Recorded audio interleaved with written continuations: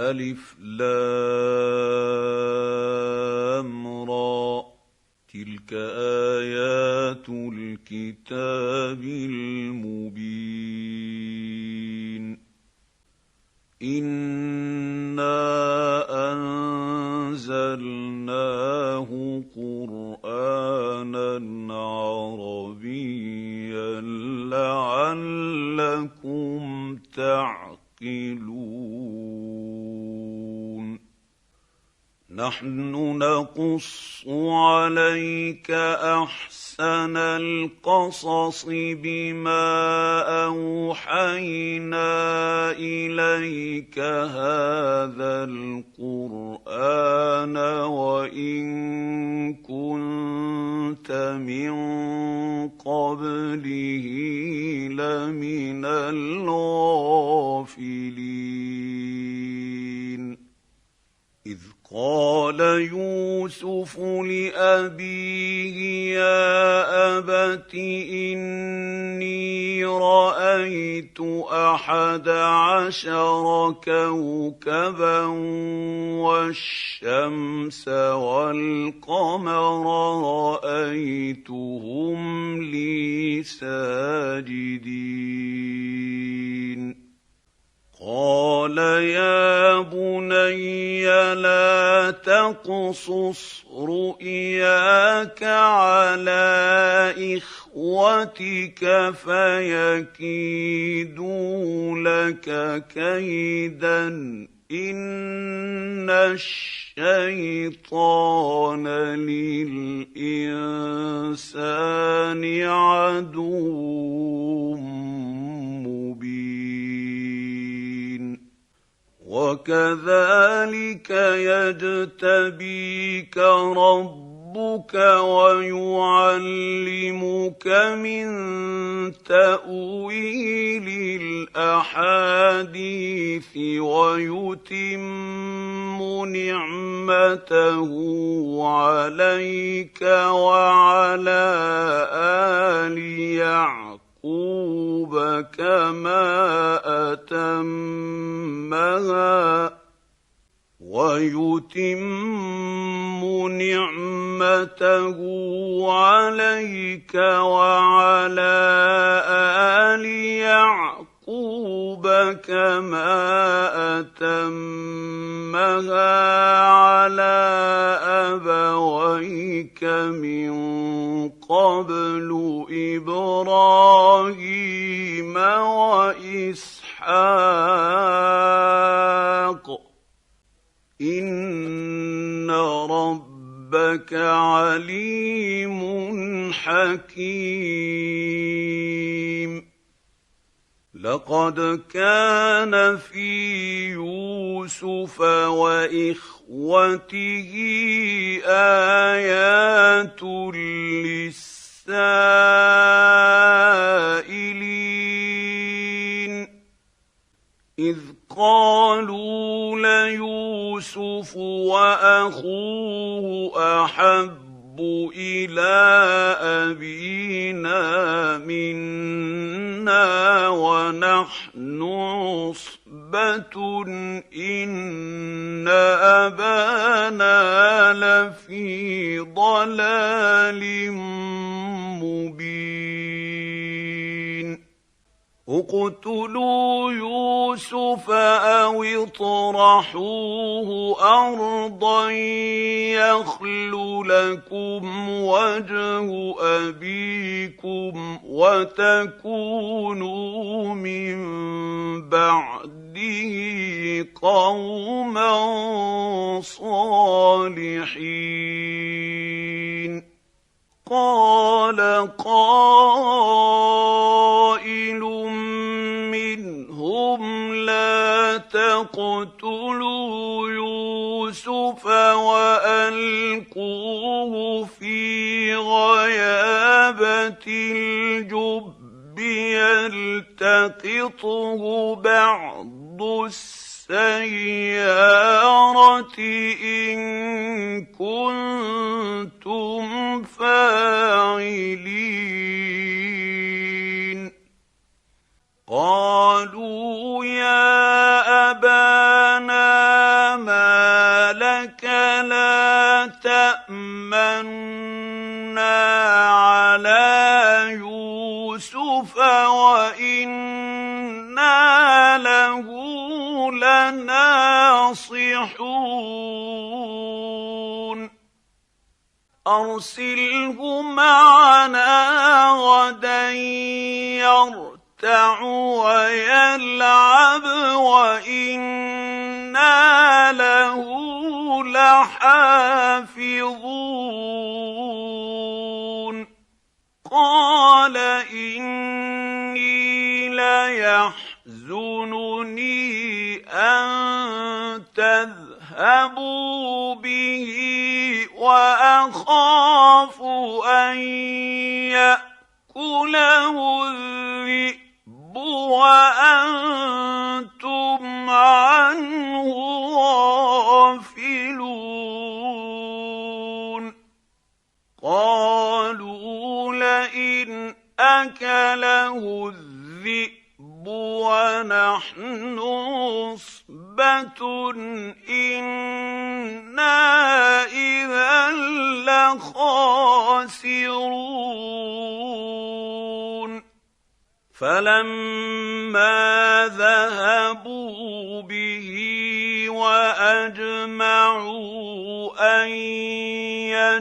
يجعلوه في غيابة الجب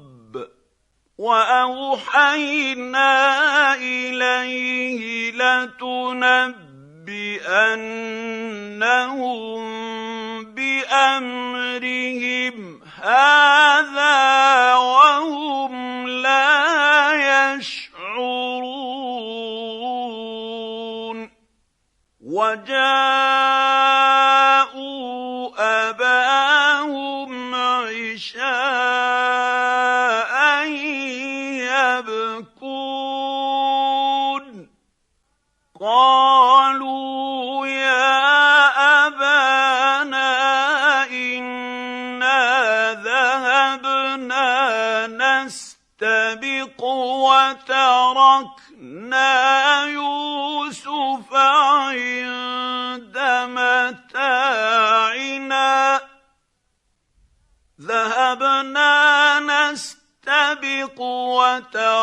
وتركنا يوسف عند متاعنا فأكله الذئب وما أنت بمؤمن لنا ولو كنا صادقين وجاءوا على قميصه بدم كذب قال بل سولت لكم أنفسكم أمرا فصبر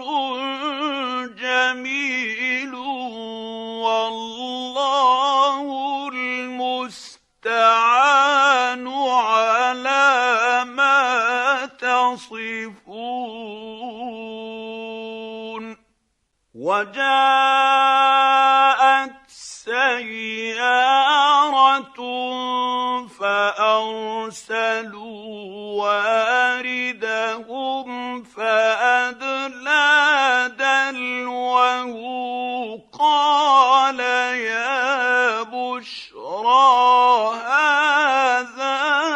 غلام وأسروه بضاعة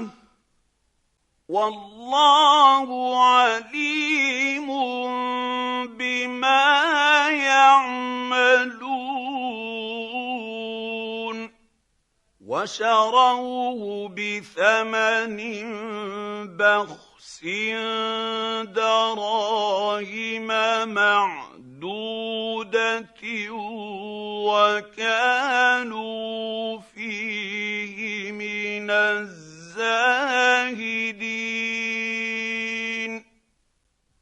وقال الذي اشتراه من مصر لامرأته أكرمي مثواه عسى أن ينفعنا أو نتخذه ولدا وكذلك مكنا ليوسف في الأرض ولنعلمه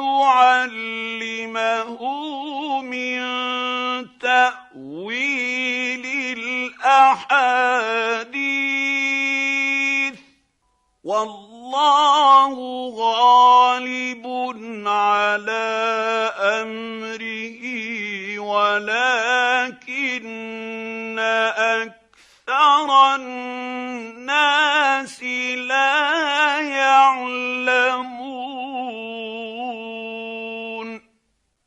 ولما بلغ أشده آتيناه حكما وعلما وكذلك نجزي المحسنين وراودته التي هو في بيتها عن نفسه وغلقت الأبواب وقالت هيت لك قال معاذ الله إنه ربي أحسن مثواي إنه لا يفلح الظالمون ولقد همت به وهم بها لولا أن رأى برهان ربه كذلك لنصرف عنه السوء والفحشاء إنه من عبادنا المخلصين واستبق الباب وقدت قميصه من دبر وألف يا سيدها لدى الباب قالت ما جزاء من أراد بأهلك سوءا إلا أن يسجن أو عذاب أليم قال هي راودتني عن نفسي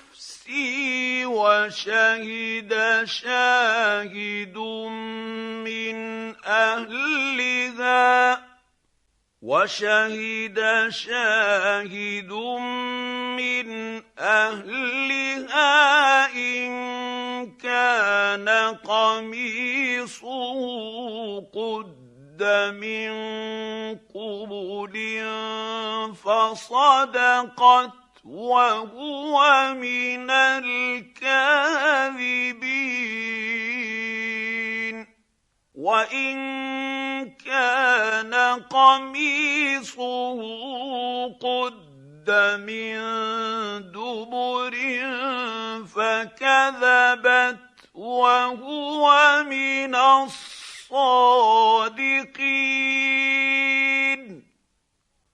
فلما رأى قميصه قد من دبر قال إنه من كيدكن إن كيدكن عظيم يوسف أعرض عن هذا واستغفري لذنبك إنك كنت من الخاطئين وقال نسوة في المدينة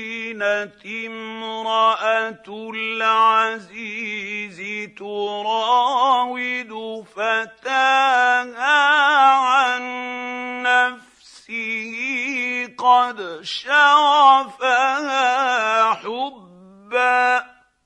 شغفها حبا إنا لنراها في ضلال مبين فلما سمعت بمكرهن أرسلت إليهن وأعتدت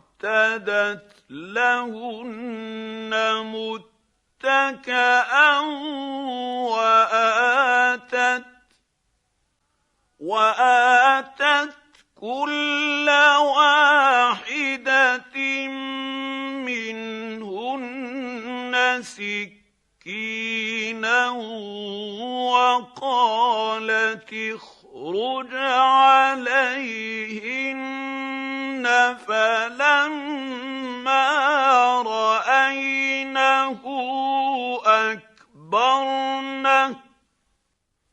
فلما رأينه أكبرنه وقطعن أيديهن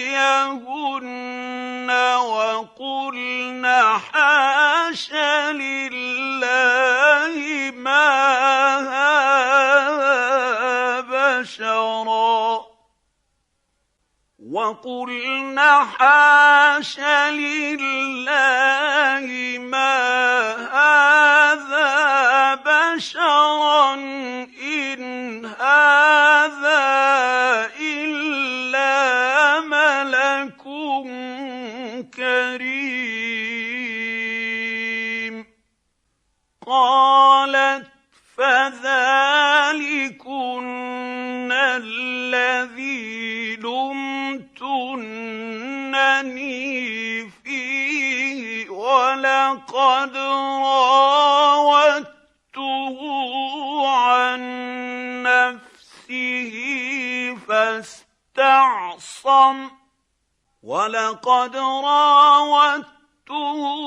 عن نفسه فاستعصم ولئن لم يفعل ما آمره ليسجنن وليكونن من الصاغرين قال رب السجن أحب إلي مما يدعونني إليه وإلا تصرف عني كيدهن أصب إليهن وإلا تصرف عني كيدهن أصب إليهن وأكن من الجاهلين فاستجاب له ربه فصرف عنه كيدهن إنه هو السميع العليم.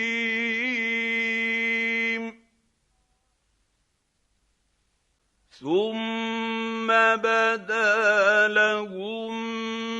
من بعد ما رأوا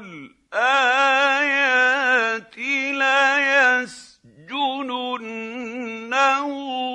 حتى حين.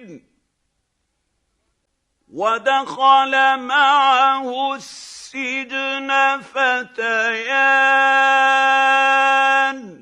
قال أحدهما إني أراني أعصر خمرا، وقال الآخر إني أراني أحمل فوق رأسي خبزا، وقال الآخر إني أراني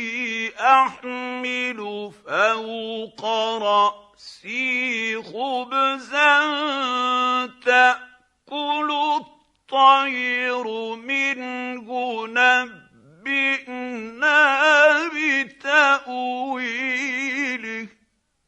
نبئنا بتأويله إنا نراك من المحسنين.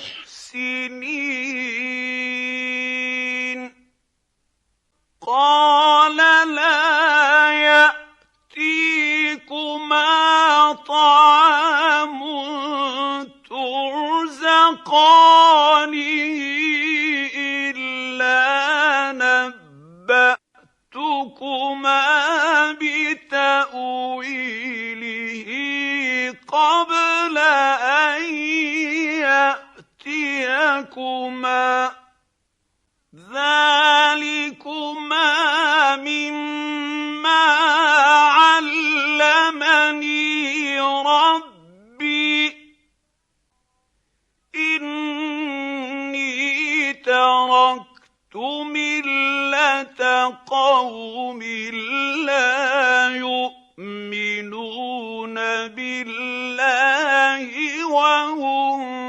بالآخرة هم كافرون. واتبعت ملة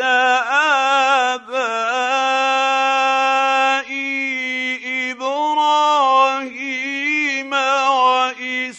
وإسحاق ويعقوب، ما كان لنا أن نشرك بالله من شيء، ذلك من فضل الله علينا وعلى الناس ولكن أكثر الناس لا يشكرون. يا صاحبي السجن أأرباب متفرقون خير أم الله الواحد القهار؟ ما تعبدون من دونه إلا أسماء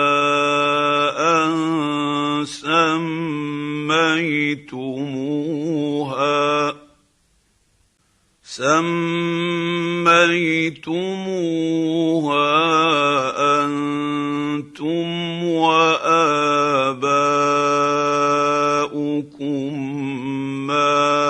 أنزل الله بها من سلطان،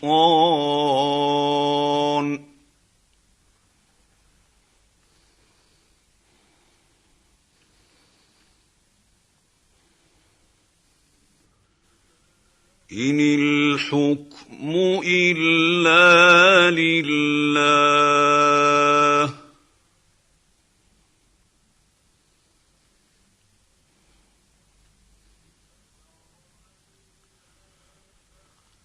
أمر ألا تعبدوا إلا إياه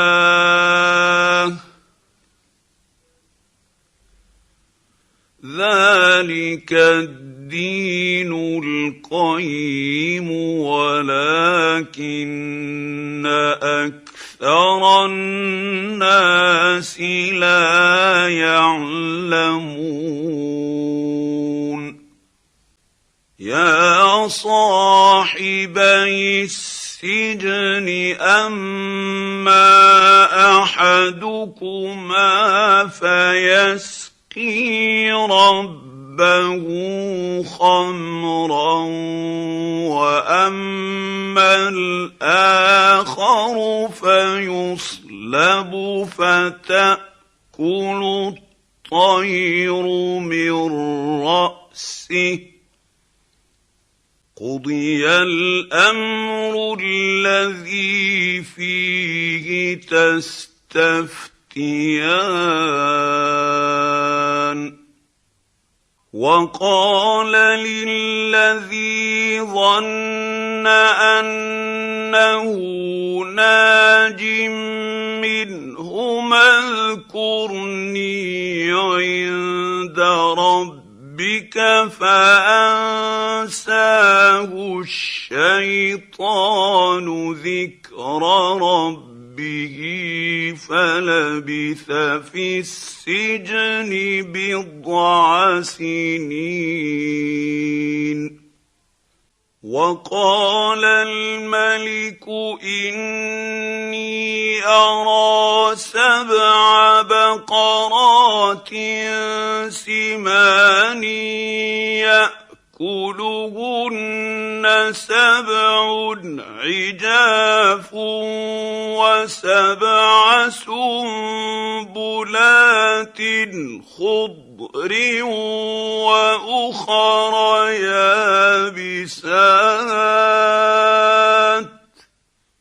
وأخر يابسات يا أيها الملأ أفتوني في رؤياي إن كنتم للرؤيا تعبرون قالوا أضغاث أحلام وما نحن بتأويل الأحلام بعالمين وقال الذي نجا منهما وادكر بعد أمة أنا أنبئكم بتأويله فأرسلون يوسف أيها الصديق أفتنا في 7 بقرات سمان يأكلهن 7 عجاف و7 سنبلات خضر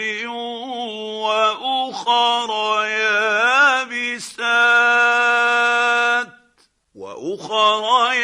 يابسات لعلي أرجع إلى الناس لعلهم يعلمون قال تزرعون 7 سنين دأبا فما حصدتم فذروه في سنبله قليلا مما تأكلون ثم يأتي من بعد ذلك 7 شداد يأكلن ما قدمتم لهن إلا قليلا مما تحصنون ثم يأتي من بعد ذلك عام فيه يغاث الناس وفيه يعصرون وقال الملك ائتوني به فلما جاءه الرسول قال ارجع إلى ربك فاسأله ما بال النسوة اللاتي قطعن أيديهن إن ربي بكيدهن عليم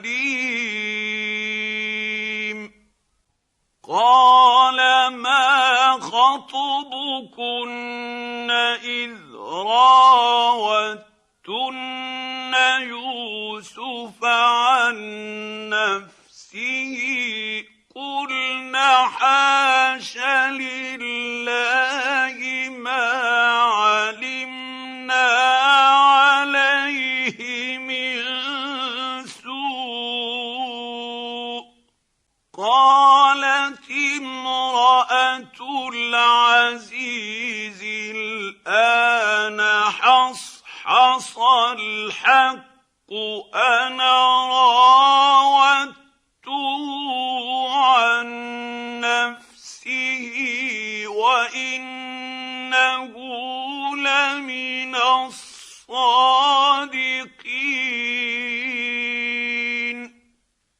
ذلك ليعلم أني لم أخنه بالغيب وأن الله لا يهدي كيد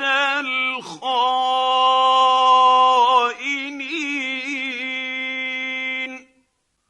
وما أبرئ نفسي إن النفس لأمارة بالسوء إلا ما رحم ربي إن ربي غفور رحيم وقال الملك ائتوني به أستخلصه لنفسي فلما كلمه قال إنك اليوم لدينا مكين أمين قال اجعلني على خزائن الأرض إني حفيظ عليم وكذلك مكنا ليوسف في الأرض يتبوأ منها حيث يشاء نصيب برحمتنا من نشاء ولا نضيع أجر المحسنين ولأجر الآخرة خير للذين آمنوا وكانوا يتقون وجاء إخوة يوسف فدخلوا عليه فعرفهم وهم له منكرون ولما جهزهم بجهازهم قال ائتوني بأخ لكم من أبيكم ألا ترون أني أوفي الكيل وأنا خير المنزلين إن لم تأتوني به فلا كيل لكم عندي ولا تقربون قالوا سنراود عنه أباه وإنا لفاعلون وقال لفتيانه اجعلوا بضاعتهم في رحالهم لعلهم يعرفونها إذا انقلبوا إلى أهلهم لعلهم يرجعون فلما رجعوا إلى أبيهم قالوا يا أبانا منع منا الكيل فأرسل معنا أخانا نكتل وإنا له لحافظون قال هل آمنكم عليه إلا كما أمنتكم على أخيه من قبل فالله خير حافظا وهو أرحم الراحمين ولما فتحوا متاعهم وجدوا بضاعتهم ردت إليهم قالوا يا أبانا ما نبغي هذه بضاعتنا ردت إلينا ونمير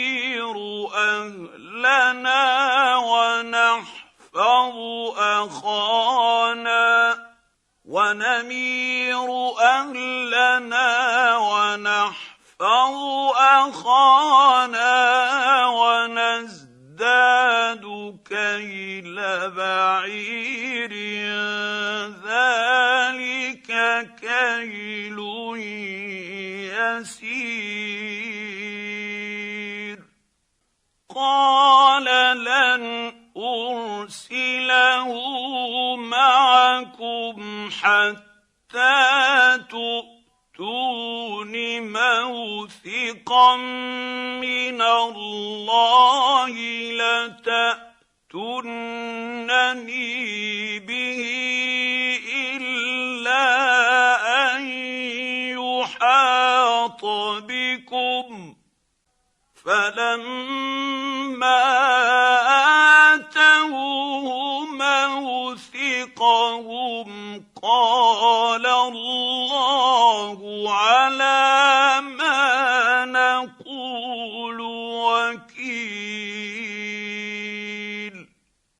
وقال يا بني لا تدخلوا من باب واحد وادخلوا من أبواب متفرقة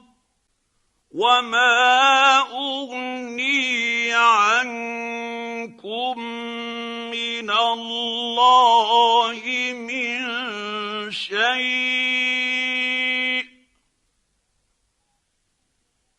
إن الحكم إلا لله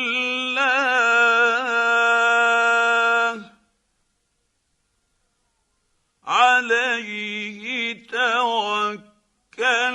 وعليه فليتوكل المتوكلون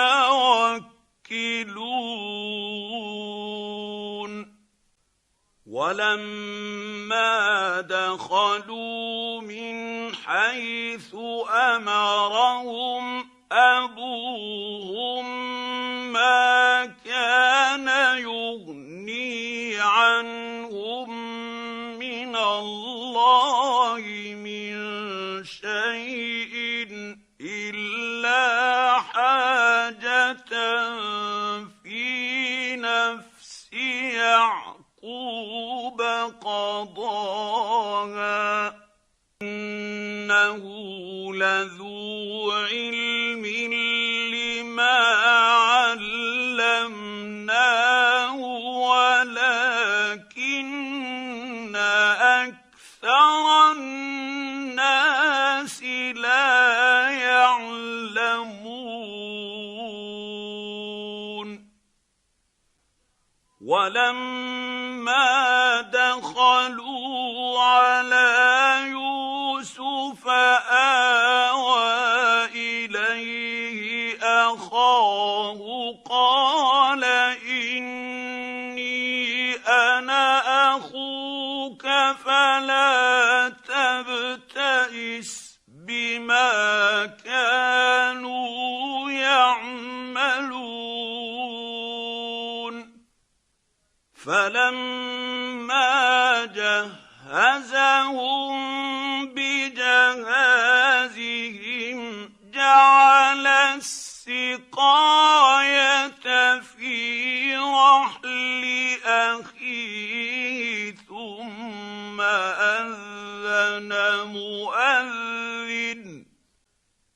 ثم أذن مؤذن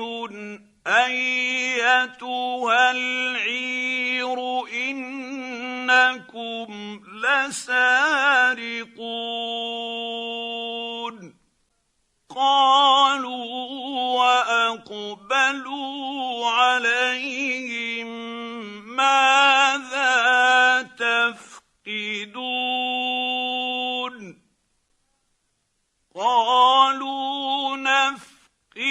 صواع الملك ولمن جاء به حمل بعير وأنا به زعيم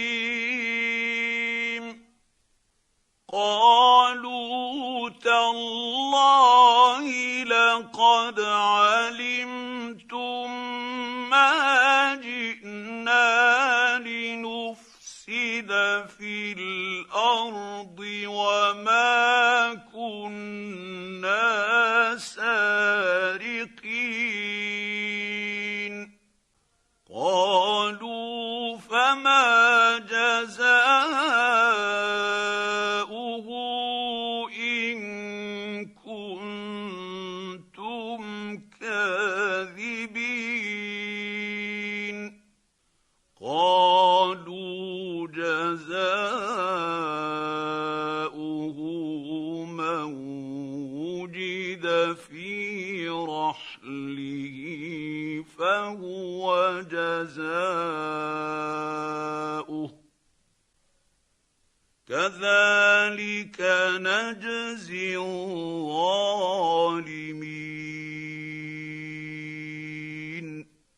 فبدأ بأوعيتهم قبل وعاء أخيه ثم استخرجها من وعاء أخيه كذلك كدنا ليوسف ما كان ليأخذ أخاه في دين الملك إلا أن يشاء الله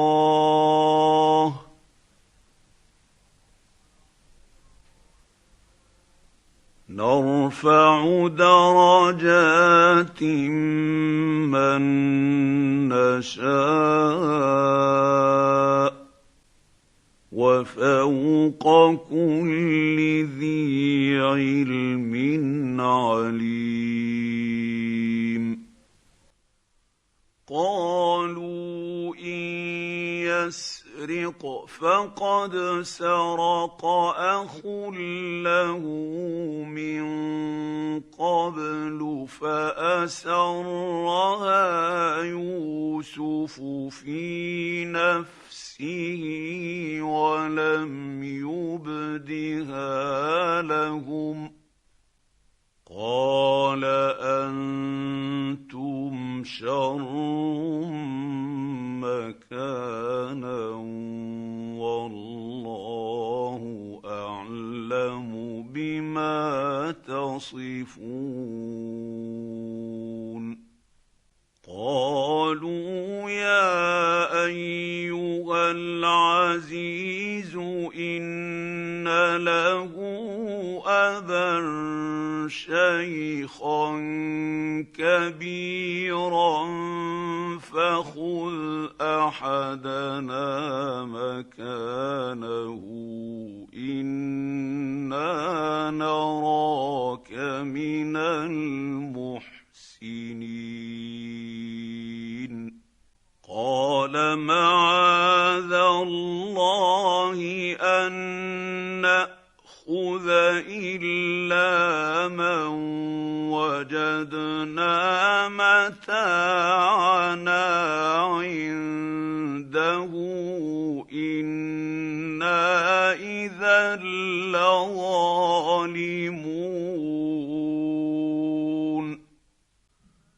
فلما استيئسوا منه خلصوا نجيا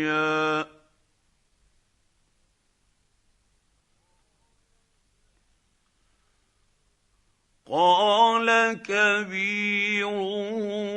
ألم تعلموا أن أباكم قد أخذ عليكم موثقا من الله ومن قبل ما فرطتم في يوسف قد أخذ عليكم موثقا من الله ومن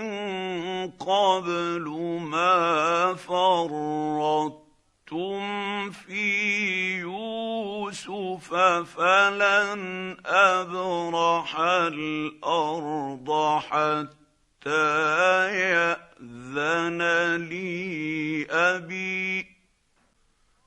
فلن أبرح الأرض حتى يأذن لي أبي أو يحكم الله لي وهو خير الحاكمين ارجعوا إلى أبيكم فقولوا يا أبانا إن ابنك سرق وما شهدنا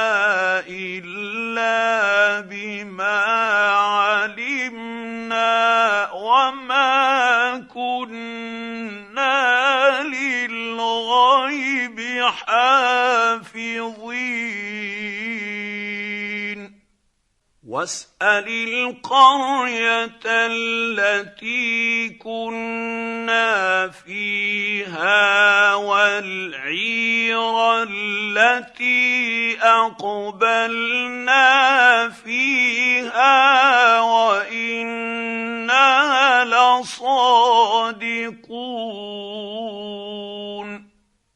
قال بل سولت لكم أنفسكم أمرا فصبر جميل عسى الله أن يأتيني بهم جميعا إنه هو العليم الحكيم وتولى عنهم وقال يا أسفا على يوسف وابيضت عيناه من الحزن فهو كظيم قالوا تالله تفتأ تذكر يوسف حتى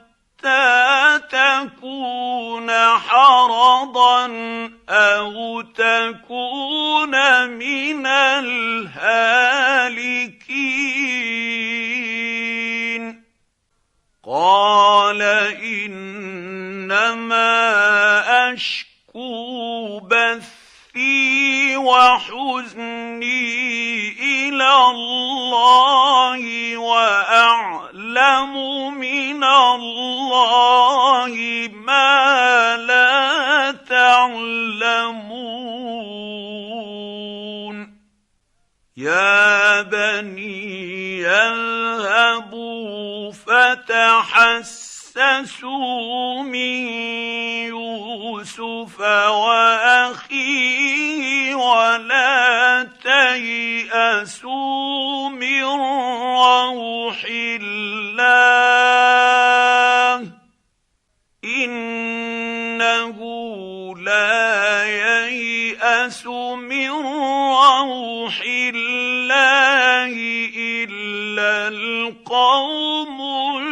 الكافرون فلما دخلوا عليه قالوا يا أيها العزيز مسنا وأهلنا الضر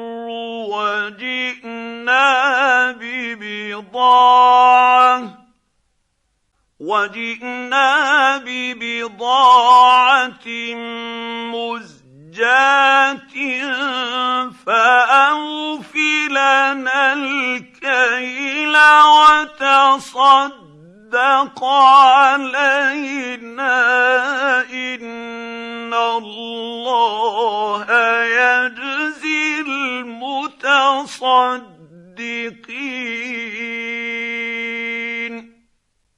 قال هل علمتم ما فعلتم بيوسف وأخيه إذ أنتم جاهلون قالوا أئنك لأنت يوسف قال أنا يوسف وهذا أخي قد من الله علينا إنه من يتق ويصبر فإن الله لا يضيع أجر المحسنين قالوا تالله لقد آثرك الله علينا وإن كنا لخاطئين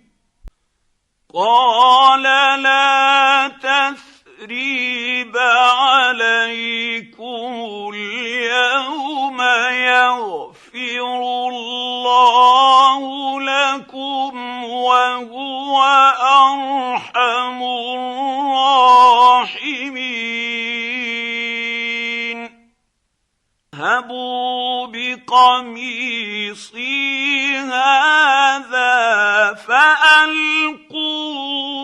على وجه أبي يأت بصيرا وأتوني بأهلكم أجمعين ولما فصلت العير قال أبوهم إني لأجد ريح يوسف لولا أن تفندون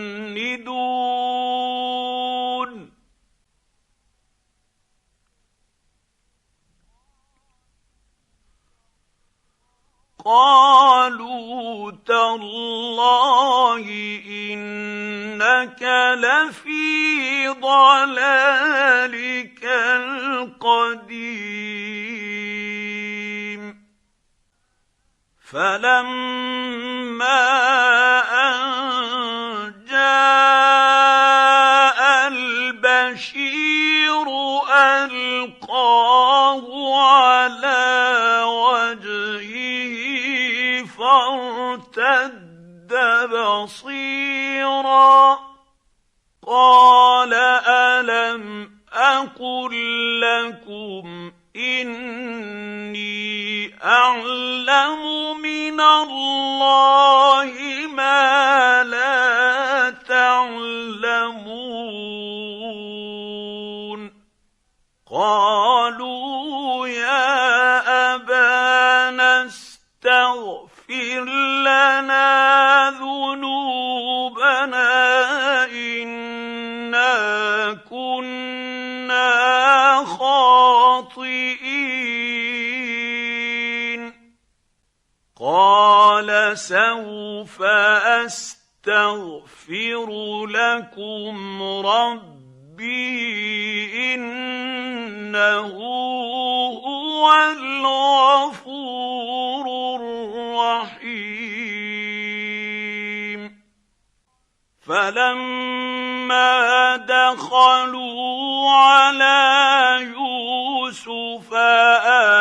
آوى إليه أبويه وقال ادخلوا مصر إن شاء الله آمنين ورفع أبويه على العرش وخروا له سجدا وقال يا أبت هذا تأويل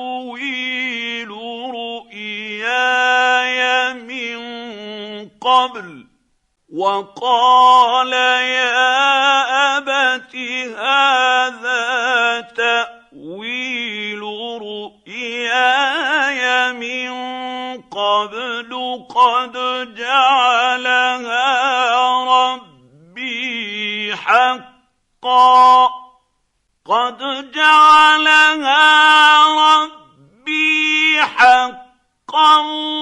وقد أحسن بي إذ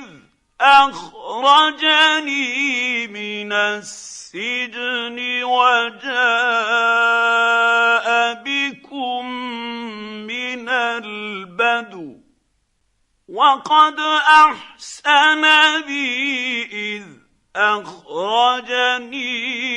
السجن وجاء بكم من البدو من بعد أن نزغ الشيطان بيني وبين إخوتي إن ربي لطيف لما يشاء إنه هو العليم الحكيم رب قد آتيتني من الملك وعلمتني من تأويل الأحاديث فاطر السماوات والأرض أنت وليي في الدنيا والآخرة توفني مسلما وألحقني بالصالحين ذلك من أنباء الغيب نوحيه إليك وما كنت لديهم إذ أجمعوا أمرهم وهم يمكرون وما أكثر الناس ولو حرصت بمؤمنين وما تسألهم عليه من أجر إن هو إلا ذكر للعالمين وكأين من آية في السماوات والأرض يمرون عليها وهم عنها معرضون وما يؤمن أكثرهم بالله إلا وهم مشركون أفأمنوا أن تأتيهم غاشية من عذاب الله أو تأتيهم الساعة بغتة وهم لا يشعرون قل هذه سبيلي أدعو إلى الله على بصيرة أنا ومن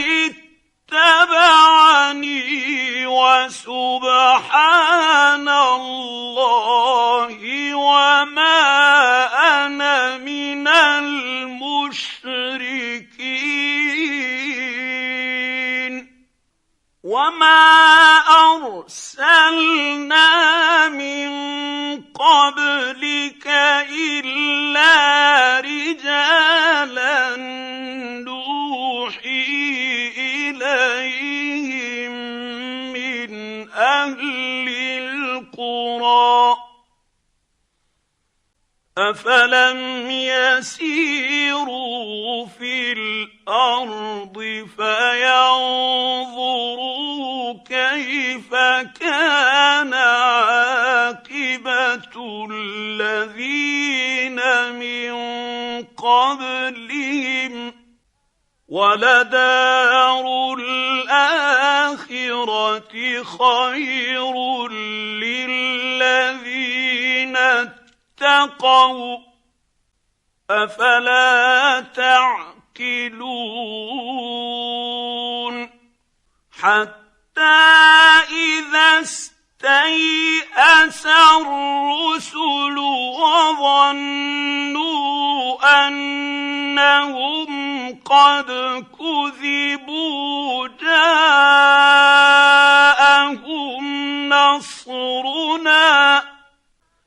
جاءهم نصرنا فنجي من نشاء ولا يرد بأسنا عن القوم المجرمين لقد كان في قصصهم عبرة لأولي الألباب ما كان حديثا يفترى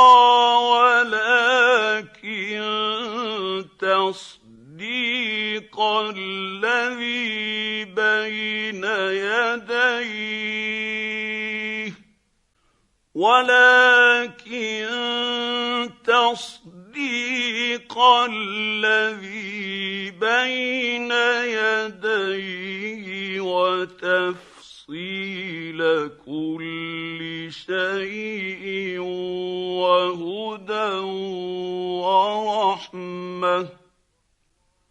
وهدى